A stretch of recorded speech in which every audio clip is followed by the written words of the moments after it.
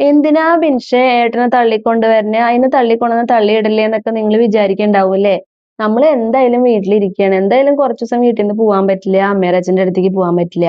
അപ്പൊ നമുക്ക് എന്തായാലും വീടൊക്കെ ഒന്ന് ക്ലീൻ ചെയ്യാ ഏട്ടാന്ന് പറഞ്ഞിട്ട് നിർബന്ധിച്ച് വിളിച്ചു കൊണ്ട് വന്നതാണ് കേട്ടാ. നമ്മുടെ ചെടികളൊക്കെ കുറെ ഉണങ്ങിപ്പോയും ഇലകളൊക്കെ കൊഴിഞ്ഞും ആകെ വൃത്തികേടായിട്ട് ചെളിയൊക്കെ പിടിച്ച് കിടക്കുകയാണ്. അപ്പൊ നമുക്കിത് ആകെ മൊത്തത്തിലൊന്ന് താഴത്തോട്ട് ഇറക്കി ഒന്ന് റീസെറ്റ് ചെയ്യണമെന്ന് വിചാരിച്ചിട്ട് ദേ ഏട്ടനെയും കൂടെ കൂട്ടുപിടിച്ചതാണ് കേട്ടാ.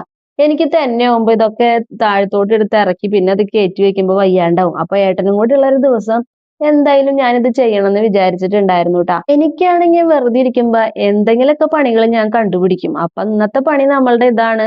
നമ്മളുടെ ഇറയത്തെ ചെടികളൊക്കെ ഒന്ന് സെറ്റ് ചെയ്തെടുക്കുക എന്നുള്ളതാണ് ട്ടാ. നിങ്ങൾക്ക് കണ്ടാൽ മനസ്സിലാവും ഇത് ആകെ അഴുക്ക് പിടിച്ച് കിടക്കുകയാണ്. ഈ സൈഡ് ആണെങ്കിൽ ഉണ്ടല്ലോ ഏട്ടൻ മോട്ടർ അടിച്ചിട്ടാണ് ഇപ്പൊ കുറെ നാളായിട്ട് ചെടി നനയ്ക്കുക.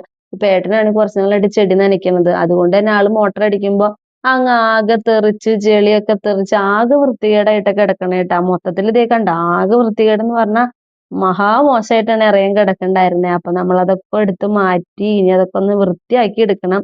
നല്ലൊരു പണിയുണ്ട് ട്ടാ. എന്നാലും എനിക്ക് ചെടികൾ എന്ന് വെച്ച് കഴിഞ്ഞാൽ ഭയങ്കര ഇഷ്ടമായത് കൊണ്ട് നമുക്ക് ഇതിലോട്ട് മടുപ്പ് തോന്നില്ല ട്ടാ.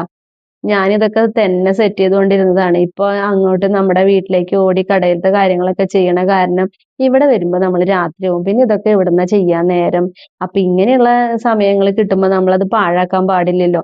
ഞാൻ ഒരക്കനെ കണ്ടിട്ട് ഏട്ടനും കൂടെ ദേ മേടിച്ചതൊക്കെ ഒരച്ച് വൃത്തിയാക്കി തരുന്നുണ്ട് കേട്ടാ. ഞങ്ങൾ രണ്ടാളും കൂടി ശരിക്കും കഷ്ടപ്പെട്ടു നമ്മുടെ ഇറയത്തിനെ പഴയ ഒരു കോലത്തിലാക്കി എടുക്കാനായിട്ട്. എന്തായാലും നന്നാക്കി നല്ല അടിപൊളിയായിട്ട് ഞങ്ങൾ ഇതേ വൃത്തിയാക്കി എടുത്തു. അപ്പൊ നമ്മുടെ സൈഡിലത്തെ പെയിന്റ് ഒക്കെ കുറച്ച് പൊളിഞ്ഞൊക്കെ പോയിട്ടുണ്ട്. അതൊക്കെ ഒന്ന് പെയിന്റ് അടിച്ചിട്ടാലാണ് ഇത്തിരി കൂടെ ഭംഗിയാവുള്ളൂ എന്ന് പറഞ്ഞപ്പോ അതും കൂടെ അതേ പെയിന്റ് അടിച്ച് നമ്മൾ എടുത്തിട്ടുണ്ട് ട്ടാ. ഞാൻ വീട്ടിലില്ലാണ്ടായപ്പോ തൊട്ടുള്ള നമ്മുടെ ചെടിത്തോട്ടത്തിന്റെ അവസ്ഥ ഏകദേശം ഇങ്ങനെയൊക്കെ തന്നെയാണ് ട്ടാ. ഇനി നമുക്ക് മറ്റുള്ള ചെടികളും ഒരു ദിവസം ഒഴിവുള്ളപ്പോ ഇതുപോലെ വൃത്തിയാക്കി എടുക്കണം. പുല്ലൊക്കെ വെട്ടാറായിട്ടുണ്ട്.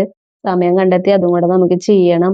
വീടിന്റെ ഉള്ളിലത്തെ പണികൾ എന്ന് പറഞ്ഞാൽ ഞാൻ രാത്രി വന്നിട്ടായാലും എനിക്ക് അതിന്റെ ഉള്ളിലൊക്കെ ചെയ്ത് വൃത്തിയാക്കാം. പക്ഷെ പുറമേത്തെ പണി രാത്രി വന്നിട്ട് നമുക്ക് ചെയ്യാൻ പറ്റാത്ത കാരണം അതിങ്ങനെ കിടന്നു. ഇപ്പൊ സമയം കിട്ടിയപ്പോ നമ്മളത് പാഴാക്കുക എന്ന് പറഞ്ഞാൽ ശരിയല്ലല്ലോ. അപ്പൊ നമ്മളിതേ എല്ലാതും വൃത്തിയാക്കി എടുത്തു. അപ്പോഴാണ് നമ്മുടെ ഫിഷ് ടാങ്ക് ഇങ്ങോട്ട് സെറ്റ് ചെയ്യാന്ന് പറഞ്ഞത്.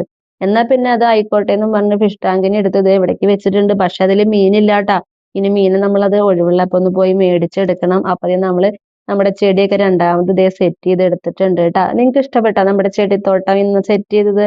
അപ്പൊ ഇന്നത്തെ വീഡിയോ ഇത്രയൊക്കെ ഉള്ളൂ ട്ടാ. അടുത്ത വീഡിയോ ആയിട്ട് വരാം. Bye bye.